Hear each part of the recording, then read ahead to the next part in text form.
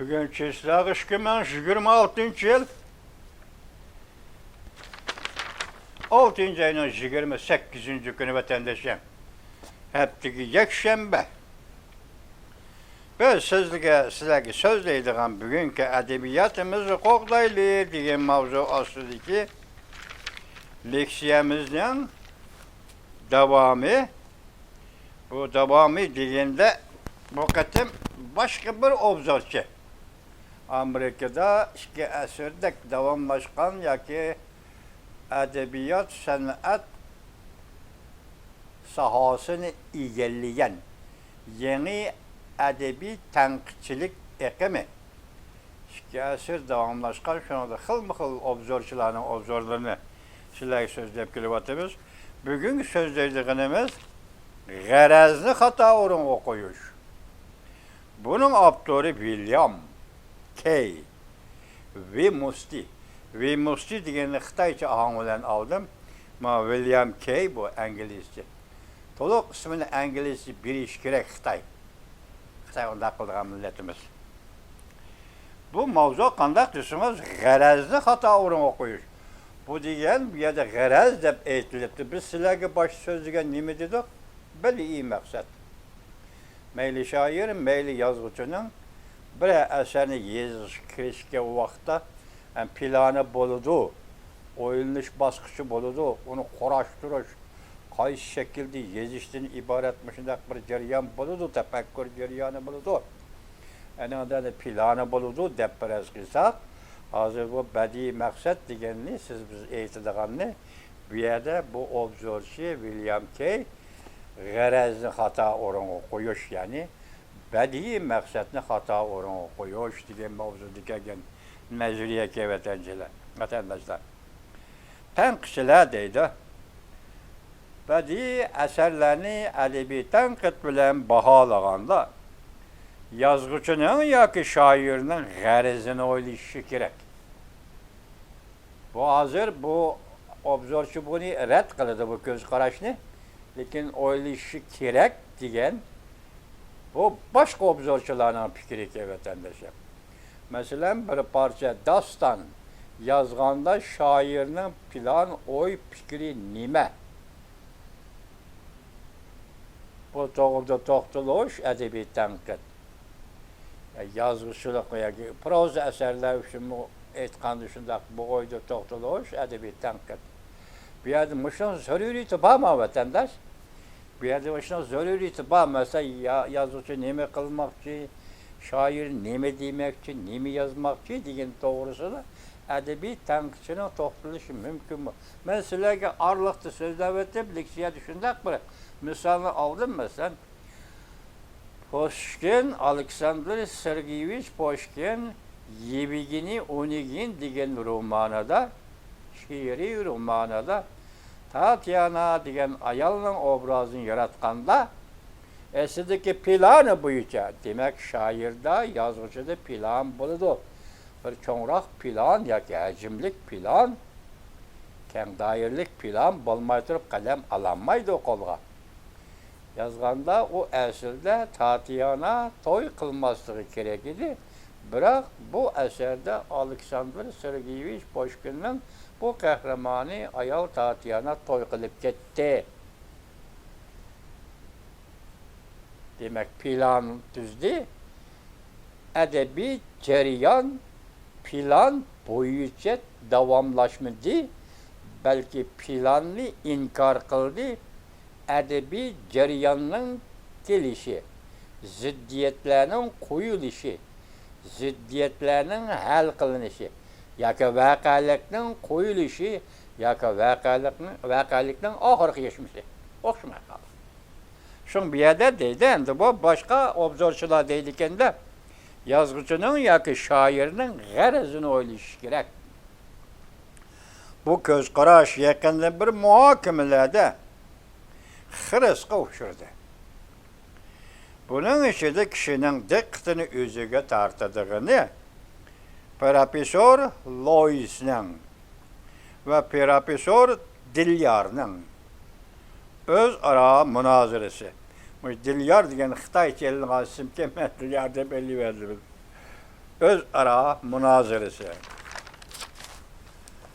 Şahsның bilgirilişi, bu şikayetlerin münaziresi, mavzusu şahsның bilgirilişi degan mavzu keldi. Şu mavzu boyunca elip verilgan münazir ekan. Lekin hozirgacha bu ko'z qarashlar ve bu ko'z qarashlardan hosil bo'lgan romantizmlik hukmlar nihoyatda keng gumonlanishlarni keltirib chiqardimi yo'q. Demek bu yerda yozuvchining, shoirning plani nima deyish gapdan oxir kelibla romantizmlik hukmlar degan masalani so'rab chiqyapti vatandosh. Hükümler naitken gumanlı işlerini keltirip çıkardım yok. Bunun özü bir meseledir. Muşu makalının abduri tenkit lügatigi yazgan garez. Mavzulu kısa makalesi da mesela William ki tenkit lügati. Bir yazgan kısa makalesi da bu meseleni götürüp çıkan idi. Yani garez degen nime? Garezde hata koyuş nime? Yazıcıda garaz bolamdı, plan bolamdı, bolmamdı degan mesele götürüp çıkan idi. Lekin bunun manisi doğrusudur, çoğunqurlap izlenmegen. Ve fikir mundaq oturup koyduk. Biz fikirini mundaq oturup koyduk. Yazıcının icadiyet planı ve garazi edebiyat sanat eserlerine bahalaştın tutuqluq bo'lişi ve tutuqluq bo'lmasligining ölçümü bulanmaydı. Ama bu doğru oldu ki biz Tatyana'nı mesela misal kaldık mı? Bir doğru devatı. Yazıcı nemini plan kılıdı, nemini verdiği maksat kılıdı, nemini garaz kılıdı. Bu neyse yakı bu planın özü bedi eserinin neticelik, yazılışı ve neticesiz bulup kalıştığı ibaret. Bunda bir ceryanı belgilep veremeyiz. Yani şuna ölçem bulanmaydı. Ve buna kılışın zaruriyetim yok. Mesela neme plan tüzdü, yazıcı, neme plan tüzdü, şair, bunu sonra bilip oturuştum, zaruriyetim yok. Mümkün emez. Mesela bir kişi bir dastayı yazsa, senin planın nemeyi dedi, bir tenkişçi bunun aldığı bir, onu sonra buldurmaydı mesela. Yani bir yerde bulup bir şiir hikayende, şiirinin alakalı şak, 3 kuplet, 5 kupletlik şiirlik hikayende, biz devamlı tekrarlap kelivatımız, hissiyat devatımız, hissiyat vaktimiz yesi Germaniyelik psikolog, Prom'nun hissiyat doğrusu ki sözünü mesela yetkizimiz vatandaşlar. Hissiyat deyip kelivatımız, 3 kuplet, 4 kupletlik şiirler kelgende bu hissiyat tuyuksuz keldiğen nerse deydi. Ameliyatı bu ilham deyip mi atayımız bunu? İlham tuyuksuz geldi, hissiyat tuyuksuz geldi. Bu yerde ne plan bulundu, ne bedi maksat oldu. Bu yok yaptı. Eğer sen hissiyat tuyuksuz gelgen de, ilham tuyuksuz gelgen de, evvelden plan tuzu olaydı sen, bu mümkün mü? Ama evvelden garaz oturup koyu olaydı sen, bu mümkün emez. Çok acımlık eserler olsa, bunun yolu başka vatandaş. Çok acımlık eserler. Lekin hissiyat degen tizlik etidi o vatandaş. O baştan ahir şu hissiyat ile şiirinin yazılışı 4 kuplet, 5 kuplet şiirlerinin baştan ahir şu hissiyat bu yazılışı mümkün. Lekin o ilham bilen, til bilen, tefekkür bilen birleşip gelgende o derhal üç bitidiğen neyse o. Derhal üç bitidi o, yani şairinin çakkallığı, talantı şu vakti, şu dakikanı tutuverip tefekkürden tezliği, çoğunkurluğu ve şunun maslaşkan ana tilinin ravan gelişi. Şairinin beşiği elip kildiğen, kallısı elip kildiğen tefekkürünü her kitini çok orlaştırdı vatandaş. Eğer til ravan bulmuşsa, o mümkün emez. Nurgun şairler var diye vatandaşım. Evvel kapiyen tizibalattı. Yalgan dese algan degen kapiyeni, bergen dese tergen degen kapiyen tizibalattı vatandaş. Enin karab mısra tüzetti bu şiir emez o. O şiir emas. Vatandaş. Benim şekilde edebi tanqid tarihiga ko'rsatdi. Zaruriyatimi yo'q. Biz o'zimizga nisbatan aytganda bu masala go'yo edebi tanqid tarixidagi ixtiloflar va prinsiplarga berib ketiladi. Bu prinsiplarni qabul qilish yoki inkor qilish bir-biriga qarshi ikki xil nazariyaga olib boradi. Munozir degan bana bunday qildi vatandash. Bir-biriga qarshi ikki xil nazariyaga olib boradi. Uning biri klassizm. Qanday keldimi? Mana keldi. Klassizm. Ya'ni klassizm taklitchilik. Nimaga? Tabiatga, ana tabiatga taklitchilik. Taklit qilish. Uning yana birisi romantizm. Romantizm nimaga? Uning ma'nosi o'zini ifodalash. Agar romantizmni biz oddiy halqadek real dunyodan bezor bo'lish, g'oyibiy dunyoga izlanish desangiz, albatta bu yerda o'zini ifodalash bo'ladi. Chunki real dunyo realligidan chekinayotgan, qochayotgan shoir g'oyibiy dunyoga izlanganda albatta o'zini ifodalash gavdali ko'zda o'tadi. Shun bu nima deydi ekan? Romantizmlik o'zini ifodalash. Yani birisi nima deydi ekan? Klassizmlik taklitchilik. Bu ikki nazariya o'rtaga chiqadi, ixtiloflar va prinsiplar shu nazariyalarning elishishi bilan boshlanadi. Edebi tanqidchilar Amerika ikki asr davomlashgan edebi tanqidchilik eqimi shuningdek William Keyning fikri ekan bu vatandaş. İkki xil nazariyaga olib bordi. Undaqda bu ish ilhom, başta aytdik, chillik, yozuvchi, shoirning hayoti, adabiyot tarixi ve edebiyat tadqiqoti qatorliq masalalar hamda hozirgi zamon she'riyatidagi xohishchanlik. Nurg'on gap, badiiy asar degan, adabiy asar degan nurg'on gap. Xohish nima? She'rlardagi xohish nima? Chillik bu koni gap. Hozirmi deylik bu koni gap. Xohish shundaqli koni gap. Xohish nima? Yo'nalish nima? Ma yönelişi mavud deb şair plan tuzmaydi. Xohishi mavud deb plan tuzmaydi. Chunki she'r ijodiyat bu bir jarayon. Jarayon shoirning planiga va yoki shoirning xohishiga bo'ysunmaydi. Jarayon. Konkret jarayon. Shunga she'rning xohishini she'r o'zi belgilaydi. Bu yerda gap, murakkab gaplar bor vatandash. Misol g'oliq ostida nima deydi? Hozirgi zamon she'riyatidagi xohishchanlik, g'uvoli, ostritillik, fikrning cho'nqurligi qatorliq konkret masalalarda bir nima deyishga to'g'ri keladi. Adabiy tanqid barliq masalalarda tanqidchilarning ko'z qarashlari degidek g'araz to'g'risidagi bu masalaning meydani ve meydanın tesiri uçurgan emas. G'araz badiiy maqsadning tesiri uçurgan emas. Bizning tushunishimiz, ishlashimiz bo'yicha g'araz yoki badiiy maqsad bu iborat dastlabda nima edi? Nima ma'no beradi? Nima edi mazmuni? Nima edi?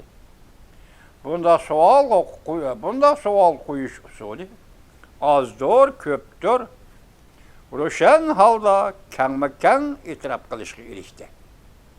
Tushundingizmi? Dastlabda nima edi? G'araz bu nima degan so'z, shunday savolni qo'yish dastlabda kang tarafdan kang kishilarning e'tirof qilishiga va muhokama qilishiga erishdi. Shoirning asriga baho berish uchun biz o shoir dastlabda nima o'ylagan bilishimiz kerak.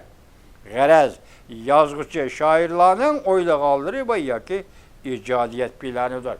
Bu inkor qilindi, mayada qayta takrorlayotdi. İcadiyat planı yazgıç şairin özünün əsiri tutqan pozisiyası, özünün təsiratı, həm də yazgıcı şairin icadiyat müddəası bilən çəmbərçəs münasibətlik buludur.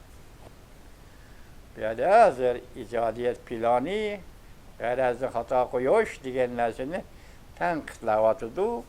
Degandan keyin oxirida uning asli konkret mazmunlari nima edi?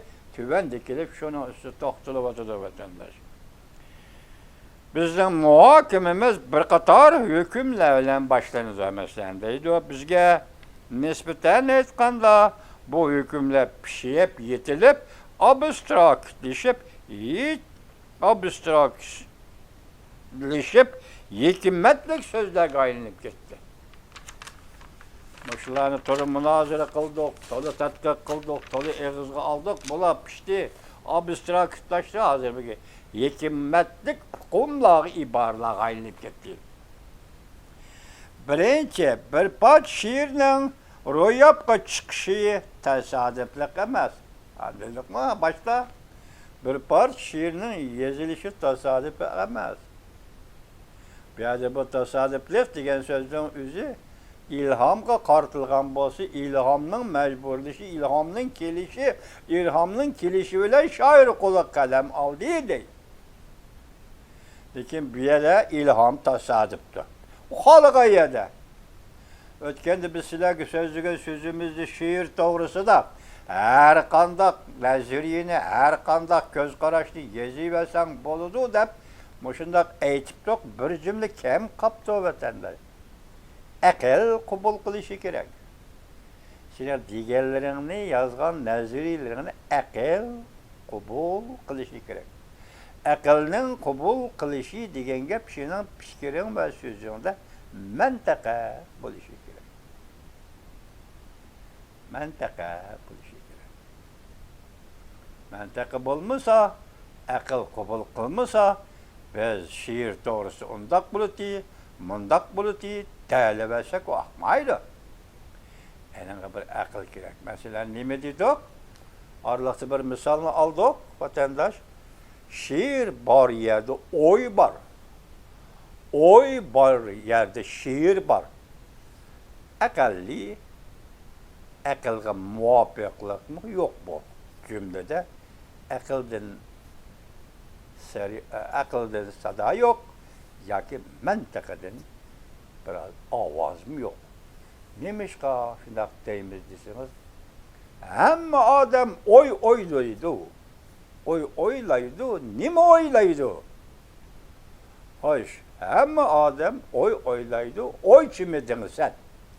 Xo'sh, hamma odam o'ylaganligi uchun o'y bo'lgan yerda she'r bo'ldi, she'r bo'lsa o'y bo'ladi deganlik. Bundaqda o'ylaganligi har bir odamning hammasi shoir bo'ladi degani bo'ladi ya vatandosh. Hamma odam o'ylaydi. O'ychim bedil sen de. Demak sen o'ylaydi, o'y boyadi she'r bor, she'r boyadi o'y bor degan. Ne mantaqa, ne aqli xulos qabul qilinmaydi. Şuna bir yerda bizdan deganimiz she'r to'g'riliq ta'bir berishi mumkin. O'zining tajribasi. Shoir uchun aytganda yoki o'quvchilarning tajribasi bo'yicha aytganda she'r to'g'risida har xil ta'birlarni berishi mumkin. Oldingi shart aql qabul qilishi kerak, mantaqa qabul qilish. Nazariya sohasida aql va mantaqa qabul qilish kerak. Birinchi bir parcha she'rning ro'yobga chiqishi tasodiflik emas. Xudo professor Stor aytgandek, she'rning misralari, so'z iboralari bir kalladan mengidan keladi. Hergiz şilepadan kelmaydi. Gördünüzmü? Misralar she'rning so'z iboralari bu odamning kallasidan yoki tafakkuridan keladi. Hergiz shu odamning beshidagi shilapadan yoki doppidan kelmaydi deb. Lekin tafakkur qilg'ich shoir she'rning she'r bo'lishining sababkoridir. Shu tafakkurni qilayotgan shoirning qo'li orqali anda she'r bo'ladi. Bu deganlik uning tafakkurni g'alazini e'tirof qilish, adabiy tanqidchining yozuvchi shoirlarning asarlarining qimmatini baholashdan o'lchimi qilsa bo'ladi deyishdan darak bermaydi.